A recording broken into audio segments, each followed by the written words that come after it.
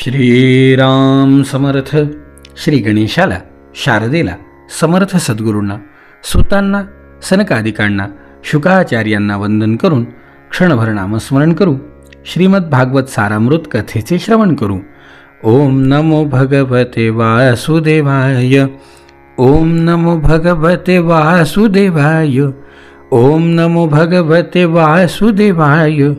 ओम नमो भगवते वासुदेवाय. ओम नमो भगवते वासुदेवाय. गोपाल कृष्ण भगवान की जय. सच्चिदानंद रूपाय विश्वोत्पत्त्यादि हेतवे तापत्रय विनाशाय श्रीकृष्णाय वयं नमः. श्रोते हो नमस्कार. शुकाचार्य राजा परीक्षितीला सांगतात, राजा, अशा प्रकारे रहुगणाचा उद्धार जडभरतांच्या कृपेने झाला. या भरताचा पुत्र सुमती त्याने वृषभदेवाच्या मार्गाचं अनुकरण केलं म्हणून कलियुगात पुष्कळसे नास्तिक मतवादी अनार्य आपल्या मताने वेदमताविरुद्ध कल्पना करून त्याला देव मानतील. त्याची पत्नी वृद्धसेना, तिच्यापासून देवताजित नावाचा पुत्र झाला. देवताजिताला असुरीपासून देवद्युम्न झाला. देवद्युम्नाला धेनुमतीपासून परमेष्ठी आणि त्याला सुवर्चलेपापासून प्रतीह नावाचा मुलगा झाला. त्यांनी इतरांना आत्मविद्येचा उपदेश करून स्वतः शुद्धचित्त होऊन परमपुरुष श्री नारायणांचा साक्षात्कार करून घेतला. प्रतिहाला सुवर्चिलेपासून प्रतिहर्ता, प्रस्तोता आणि उद्गाता या नावाचे 3 पुत्र झाले. ते यज्ञादी कर्मांमध्ये अत्यंत निष्णात होते. त्यांच्यापैकी प्रतिहर्त्याला स्तुतीपासून अज आणि भूमा नावाचे 2 पुत्र झाले. भूमाला ऋषिकुल्लेपासून उद्गीथ, उद्गीथाला देवकुल्लेपासून प्रस्ताव आणि प्रस्तावाला न्युत्सेपासून विभू नावाचा मुलगा झाला. विभुआला रतीपासून पृथुषेण, पृथुषेणाला आकुतीपासून नक्त आणि नक्ताला द्रुतीपासून उदार कीर्ती, राजार्षी प्रवरगय नावाचा मुलगा झाला. याला जगाच्या रक्षणासाठी सत्वगुणाचा स्वीकार करणाऱ्या साक्षात भगवान विष्णूंचा अंश मानले जाते. संयमादी अनेक गुणांमुळे याची महापुरुषात गणना होती. त्यांनी प्रजेचे पालन, पोषण, मनोरंजन, लालन आणि शासन इत्यादी करून निरनिराळ्या यज्ञांचे अनुष्ठान करून निष्काम भावनेने केवळ भगवत प्राप्तीसाठी आपल्या धर्माचं आचरण केलं. त्यामुळे त्याची सर्व कर्म सर्वश्रेष्ठ परमपुरुष परमात्मा श्रीहरींना समर्पित होऊन ती परमार्थ रूप. यामुळे ब्रह्मवेत्या महापुरुषांच्या चरणसेवेने त्याला भक्तियोगाची प्राप्ती झाली. नंतर सदैव भगवत चिंतन करून त्यांनी आपले चित्त शुद्ध केले आणि देहादी अनात्म वस्तूंविषयी मी माझेपणा नाहीसा करून तो आपल्या आत्म्याला ब्रह्मरूपाने अनुभवू लागला. एवढा असून तो निराभिमान पृथ्वीचे पालन करू लागला.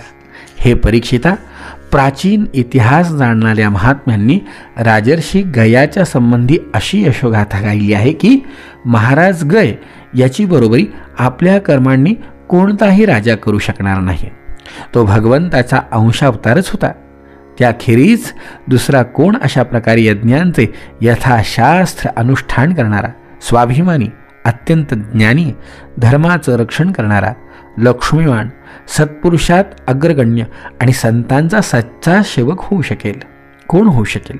सत्यसंकल्प करणाऱ्या परमसाध्वी, श्रद्धा, मैत्री, दया इत्यादी दक्षकन्यांनी मोठ्या आनंदाने त्याला नद्यांच्या पाण्याने अभिषेक केला होता. तसंच त्याची इच्छा नसतानाही गाय पृथ्वीने त्याच्या गुणांवर संतुष्ट होऊन प्रजेला धन, रत्न इत्यादी इच्छित वस्तू दिल्या होत्या. त्याला कोणतीच इच्छा नव्हती, तरीसुद्धा वेदोक्त कर्मांनी त्याला सर्व प्रकारचे भोग दिले. राजांनी युद्धभूमीवर त्याच्या युद्ध कौशल्याने संतुष्ट होऊन त्याला अनेक प्रकारच्या भेटी दिल्या आणि ब्राह्मणांनी त्याला धर्माने संतुष्ट होऊन परलोकात मिळणाऱ्या आपल्या धर्मफळाचा 1/6 भाग दिला. त्याच्या यज्ञात मोठ्या प्रमाणावर सोमपान केल्याने इंद्र धुंद झाला होता. त्याने अत्यंत श्रद्धापूर्वक विशुद्ध आणि निश्चल भक्तिभावाने समर्पित केलेले यज्ञफळ भगवान यज्ञपुरुषांनी साक्षात प्रगट होऊन ग्रहण केले होते. ज्यांच्या तृप्त होण्याने ब्रह्मदेवांपासून देव, मनुष्य, पशु, पक्षी, वृक्ष आणि गवतांपर्यंतचे सर्व जीव तात्काळ तृप्त होतात, ते विश्वात्मा श्रीहरी स्वतः नित्यतृप्त असूनही यांनी केलेल्या यज्ञामुळे गयाच्या यज्ञामध्ये ते तृप्त होतात. गय याला गयंतीपासून चित्ररथ, सुगती आणि अवरोधन नावाचे 3 पुत्र झाले. त्यापैकी चित्ररथाची पत्नी ऊर्णा हिच्यापासून सम्राटाचा जन्म झाला. सम्राटाला उत्कलेपासून मरीची आणि मरीचीला बिंदुमतीपासून बिंदुमान नावाचा पुत्र झाला. त्याला सरघेपासून मधु, मधुला सुमनेपासून वीरव्रत आणि वीरव्रताला भोजेपासून मंथू व प्रमंथू नावाचे 2 पुत्र झाले. त्यापैकी मंथूला सत्तेपासून भौवन, भौवनाला दूषणेपासून त्वष्टा, त्वष्टाला विरोचनेपासून विरज आणि विरजाला विषुची नावाची पत्नीपासून शतजीत इत्यादी 100 पुत्र व 1 कन्या झाली. विरजाविषयी अशा प्रकारे ख्याती आहे, ज्याप्रमाणे भगवान विष्णू देवतांची शोभा वाढवितात त्याचप्रमाणे हा प्रियव्रत वंश यामध्ये सगळ्यात शेवटी उत्पन्न झालेला राजा विरज याने आपल्या सुयशाने विभूषित केलेला आहे. अशा प्रकारे या प्रियव्रताचा वंशाचा विस्तार मी तुला सांगितला. शुकाचार्यांनी राजा परीक्षितीला भुवनकोशाचं वर्णन सांगितलं. भुवनकोशाचं वर्णन झाल्यानंतर भगवान महादेवांच्या जटेमध्ये स्थित असलेल्या गंगा मातेविषयी विवरण झालं. शुकाचार्य म्हणाले, राजा, बळीराजाच्या यज्ञशाळेत साक्षात यज्ञमूर्ती भगवान विष्णूंनी जेव्हा त्रैलोक्य मोजण्यासाठी आपला पाय पसरला तेव्हा त्यांच्या डाव्या पायाच्या अंगठ्याच्या नखाने ब्रह्मांड रूप कढईचा वरचा भाग फुटला. त्या छिद्रातून ब्रह्मांडाच्या बाहेरच्या बाजूची जी जलधारा आत आली तिने ते चरणकमल धुतल्याने त्यातील केशर त्यात मिसळून ती लाल झाली आणि त्या निर्मळ धारेचा स्पर्श होताच संसारातील सर्व पापे नष्ट होतात आणि तरी ती धार नेहमीच निर्मळ राहते. दुसऱ्या कोणत्याही नावाने उल्लेख न करता तिला भगवतपदी असे म्हणतात. ती धार हजारो वर्षे, हजारो युगे गेल्यानंतर स्वर्गाच्या शिरोभागी असणाऱ्या ध्रुवलोकात उतरली. तिला विष्णुपद असंही म्हणतात. वीरव्रत परीक्षिता, त्या ध्रुवलोकात उत्तानपादाचा पुत्र परमभागवत ध्रुव राहतो. तो दररोज वाढत्या भक्तिभावाने हे आमच्या कुलदेवतेचे चरणोदक आहे असे समजून आजही ते जल मोठ्या आदराने मस्तकी धारण करतो. त्यावेळी प्रेमभरामुळे त्याचे हृदय अत्यंत सद्गदित होते आणि भावोद्रेकाने बळेच मिटवून घेतलेल्या त्याच्या दोन्ही डोळ्यातून निर्मळ पाण्याच्या धारा वाहू लागतात आणि शरीरावर रोमांच उभे राहतात. यानंतर आत्मनिष्ठ सप्तर्षी तिचा प्रभाव जाणल्या कारणाने हीच तपश्चर्येची अत्यंतिक सिद्धी आहे असे मानून ज्याप्रमाणे मुमुक्षुजन प्राप्त झालेली मुक्ती आदराने आपल्या मस्तकावर धारण करतात त्याचप्रमाणे ती आपल्या जटांवर धारण करतात. तसं पाहता हे अत्यंत निष्काम आहे.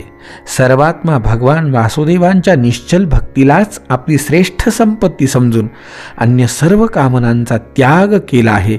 एवढेच काय, त्यांच्या समोर आत्मज्ञानालाही फारशी किंमत नाही. तिथून गंगा नदी कोट्यावधी विमानांनी घेरलेल्या आकाश मार्गात उतरते आणि चंद्रमंडळाला भिजवून मेरूच्या शिखरावरील ब्रह्मपुरीमध्ये पडते. तिथे ती सीता, अलकनंदा, चक्षु आणि भद्रा अशा नावे धारण करून 4 प्रवाहांमध्ये विभक्त होती आणि निरनिराळ्या 4 दिशांकडे वाहत जाऊन शेवटी नद्यांच्या अधिपती अशा समुद्राला जाऊन मिळते. त्यापैकी सीता ब्रह्मपुरीतून खाली उतरून केसराचलाच्या सर्वोच्च शिखरांवरून खालच्या बाजूला गंधमादन पर्वताच्या शिखरांवर पडते आणि भद्राश्व वर्षाला भिजवून पूर्वेकडील खाऱ्या समुद्राला जाऊन मिळते. याचप्रमाणे चक्षु माल्यवान पर्वताच्या शिखरावरून बेधडक केतुमाल वर्षामध्ये वाहत जाऊन पश्चिमेकडील क्षार समुद्राला जाऊन मिळते. भद्रा मेरू पर्वताच्या शिखरावरून उत्तरेकडे वाहत जाते. तसंच एका पर्वतावरून दुसऱ्या पर्वतावर असे करीत शेवटी शृंगवान पर्वताच्या शिखरावरून खाली उतरून उत्तर कुरु देशात जाऊन उत्तरेकडे वाहत वाहत समुद्राला जाऊन मिळते. तशीच अलकनंदा ब्रह्मपुरीच्या दक्षिणेकडील अनेक पर्वत शिखरांना ओलांडून हिमकूट पर्वतावर पोहोचते. तिथून अत्यंत तीव्र वेगाने हिमालयाच्या शिखरांना फोडत भारतवर्षामध्ये येते. ही गंगा, ही अलकनंदा, ही जगदंबा माणसांना पावलोपावली अश्वमेध, राजसूय इत्यादी यज्ञांचं फळ देते, जे हिच्यामध्ये स्नान करतात. अजिबात त्यांना कठीण नाही भगवत कृपा प्राप्त करण्यासाठी. अशा प्रकारे या गंगेच्या विस्ताराची कथा तुला मी सांगितली. राजा, याहीपेक्षा अतिउच्च परम भगवंताच्या लीलांचं ज्ञानही मला तुला सांगायची इच्छा आहे. ते मी तुला उद्याच्या भागात सांगणार. जय जय रघुवीर समर्थ.